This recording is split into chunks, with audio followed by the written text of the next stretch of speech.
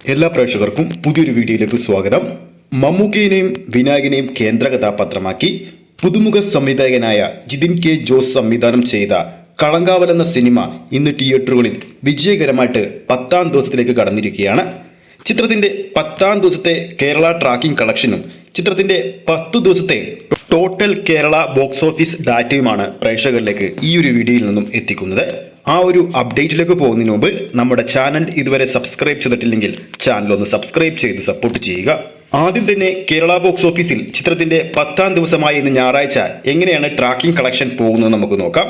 ഇതുവരെ കേരള ബോക്സ് ഓഫീസിൽ ട്രാക്ക് ചെയ്തിരിക്കുന്നത് 1229 ഷോകളാണ്.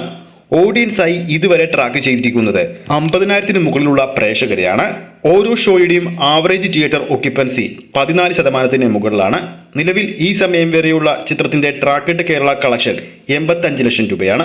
അതായത് ചിത്രത്തിന്റെ 10ാം ദിവസം കേരള ബോക്സ് ഓഫീസിൽ വളരെ മികച്ചൊരു കളക്ഷൻ നേടുമെന്ന് ഈ ഒരു ഡാറ്റയിൽ നിന്നും വ്യക്തമാണ്. ഇനി 10 ദിവസത്തെ കേരള ഡീറ്റെയിൽഡ് ബോക്സ് ഓഫീസ് റിപ്പോർട്ടുകൾ പ്രകാരം കേരളത്തിൽ മാത്രം 10 ദിവസങ്ങൾ കൊണ്ട് 14,000-ൽ പരം ഷോകളാണ് കളങ്കാവൽ കളിച്ചിരിക്കുന്നത്. ഇതുവരെ ഓഡിയൻസായി 10 ദിവസങ്ങൾ കൊണ്ട് ട്രാക്ക് ചെയ്തിരിക്കുന്നത് 16 ലക്ഷത്തിൽ പരം പ്രേക്ഷകരെയാണ്. ഓരോ ഷോയുടെയും അതായത് 14,000-ൽ പരം ഷോകൾ കേരള ബോക്സ് ഓഫീസിൽ ട്രാക്ക് ചെയ്യുമ്പോൾ ഓരോ ഷോയുടെയും ആവറേജ് തിയേറ്റർ ഒക്യുപ്പൻസി 41%-ന് മുകളിലാണ്. ട്രാക്കഡ് കളക്ഷനിലൂടെ മാത്രം ചിത്രം 26,76 ലക്ഷം രൂപ കേരള ബോക്സ് ഓഫീസിൽ സ്വന്തമാക്കി കഴിഞ്ഞു. ഇതോടെ അതായത് ആദ്യ 9 ദിവസങ്ങൾ കൊണ്ട് തന്നെ ചിത്രം കേരള ബോക്സ് ഓഫീസിൽ 30 കോടി പിന്നിട്ടിരുന്നു. ഇന്ന് 10ാം ദിവസം ഞായറാഴ്ച മികച്ചൊരു ബുക്കിംഗ് ആണ് ബുക്ക് മൈ ഷോയിലൂടെ നോക്കുമ്പോൾ കാണാൻ സാധിക്കുന്നത്. ഏകദേശം 4,000-ത്തിനടുത്തുള്ള ടിക്കറ്റുകളാണ് ഓരോ മണിക്കൂറിലും ബുക്ക് മൈ ഷോയിലൂടെ കളങ്കാവലിന്റെ പേരിൽ വിറ്റഴിക്കുന്നത്.